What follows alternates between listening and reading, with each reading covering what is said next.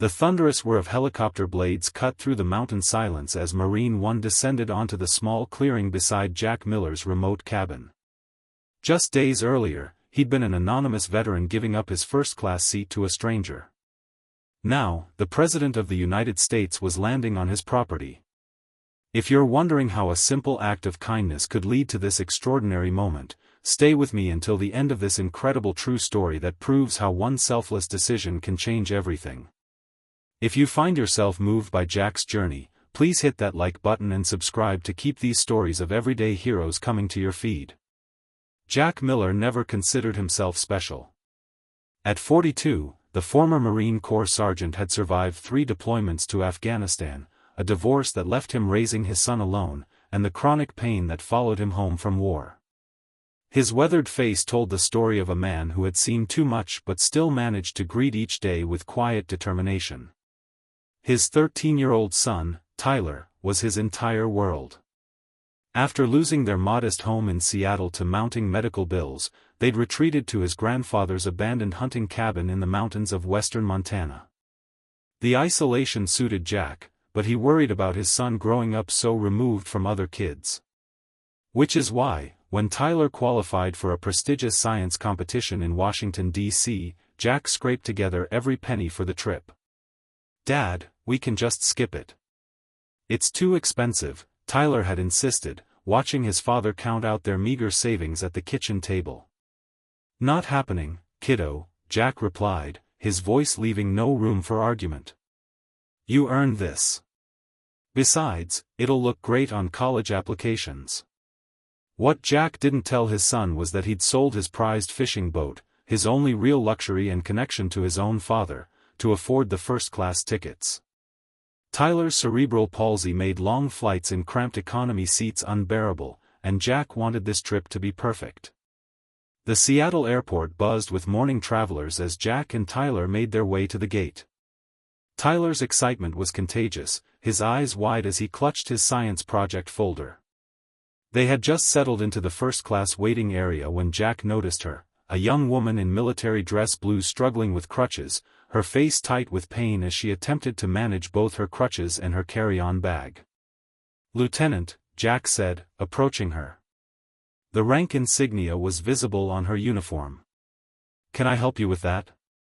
She looked up, startled, then offered a grateful smile.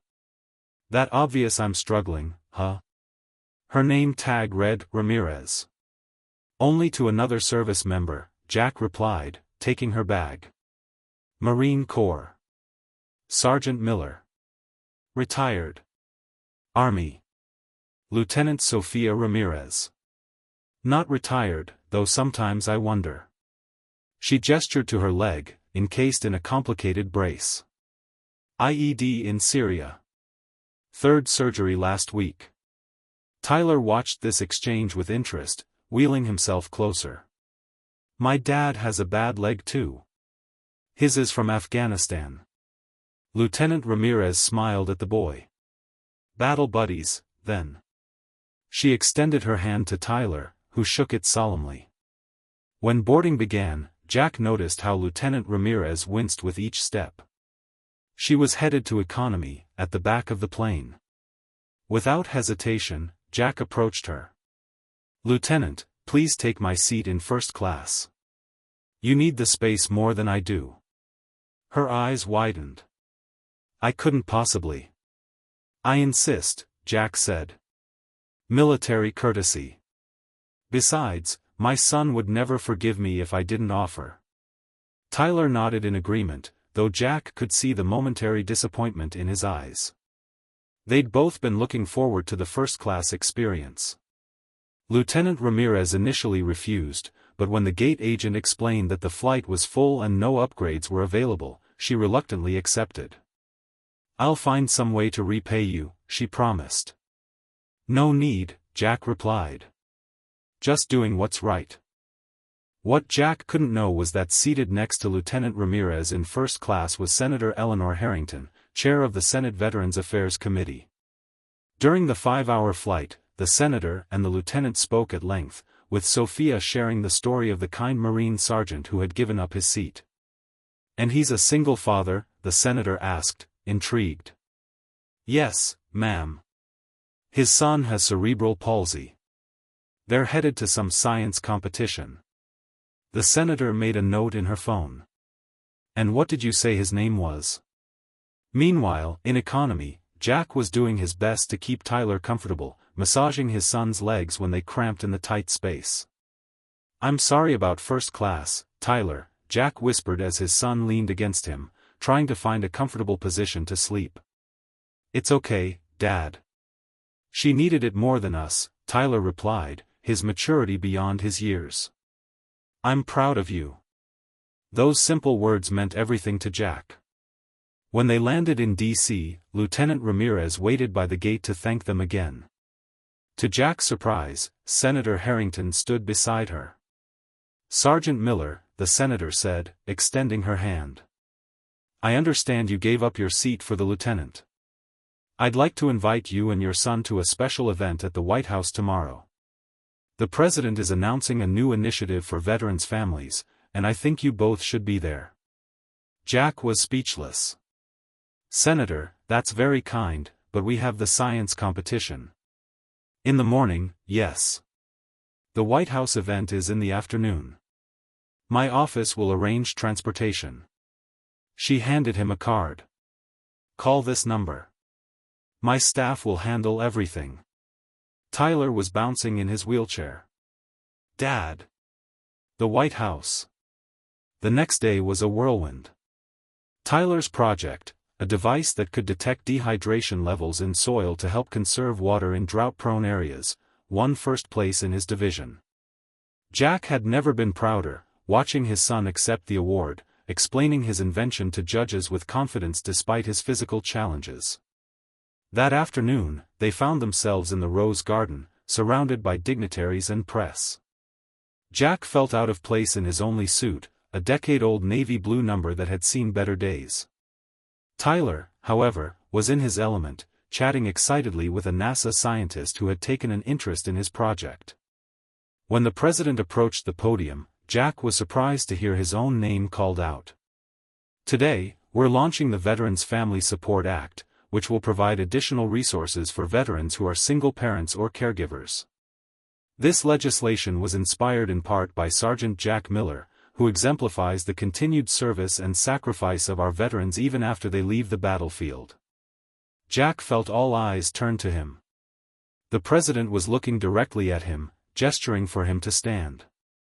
On shaking legs, Jack rose, nodding respectfully as applause filled the garden. Later, in a private room, the president spoke with Jack and Tyler personally. Senator Harrington told me about your situation.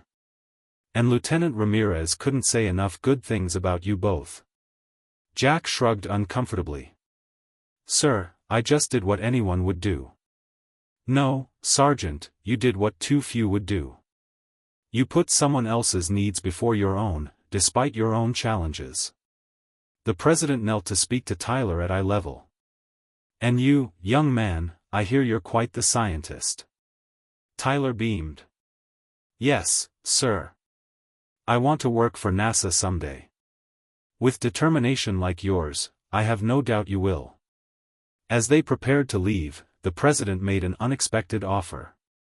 Sergeant Miller, I'm flying to Montana tomorrow for a conservation announcement. I understand that's where you live now. Perhaps you and Tyler would like a ride home on Marine One? Tyler's eyes nearly popped out of his head.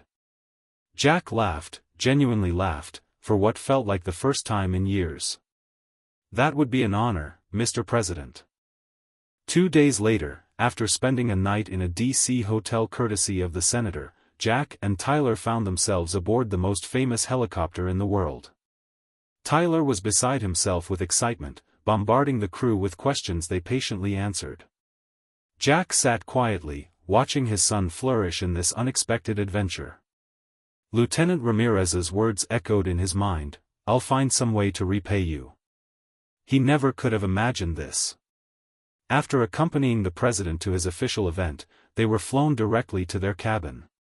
The president had insisted on seeing the home of an American hero, as he called it, much to Jack's embarrassment. When Marine One descended into the small clearing beside their modest cabin, their neighbors from miles around gathered to witness the unprecedented event. Jack had never felt more self-conscious about their humble home. "Dad, this is the coolest thing ever!" Tyler exclaimed as they touched down, the rotor wash bending the tall grass in waves. The president spent 30 minutes at their cabin, listening intently as Tyler showed him his science projects and Jack explained how they lived off the grid. Before leaving, the president pulled Jack aside. "The new veterans program includes housing assistance and educational grants. Senator Harrington will make sure you're first on the list." He pressed a card into Jack's hand. "And my chief of staff will call you next week. We need men like you working with us on veterans issues. Think about it." As Marine One lifted off, Jack stood with his arm around Tyler, watching the helicopter disappear into the vast Montana sky. Their little cabin seemed different now, not an endpoint but perhaps a beginning. That night, as Jack tucked his son into bed, Tyler asked, "Do you think Mom would be proud of us?" Jack's throat tightened. "Yeah, buddy. I know she would be." He smoothed Tyler's hair back from his forehead. "What do you think about moving back to a town? Maybe finish school with other kids around?" Tyler considered this. "Would we still have adventures?" "The best ones are still ahead of us," Jack promised. The next morning, Jack's phone rang, the first call received on their spotty rural connection in months. It was Lieutenant Ramirez. "I heard Marine One paid you a visit," she said, laughter in her voice. "Bit more than you bargained for when you gave up that seat, huh?" "Just a bit," Jack agreed, smiling into the phone. "How's the leg?" "Better. The doctors say I might be able to stay on active duty." She paused. "I'm being reassigned to the Pentagon, Veterans Outreach Office. Turns out the senator put in a good word." "Seems to be going around," Jack said. "I'll be in Montana next month for a veterans event. Maybe I could stop by? I still owe you a proper thank you." Jack found himself agreeing before he could overthink it. After hanging up, he stepped onto the porch where Tyler was sketching the mountains in the morning light. "Who was that?" Tyler asked without looking up. "Lieutenant Ramirez. She's coming to visit next month." Tyler grinned knowingly. "Cool. I like her." Jack gazed out at the mountains, feeling something he hadn't felt in a long time, possibility. One small act of kindness on an airplane had somehow unlocked doors he thought were permanently closed.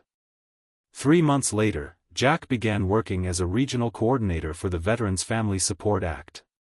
6 months after that, they moved to a small house in Helena, where Tyler started at a school with an advanced science program. Lieutenant Ramirez, Sophia, became a regular visitor, her relationship with Jack gradually evolving from friendship to something deeper. And it all began with giving up a seat on an airplane, proof that sometimes, the most life-changing journeys start with the decision to put someone else first. If this story touched your heart, please take a moment to like and subscribe.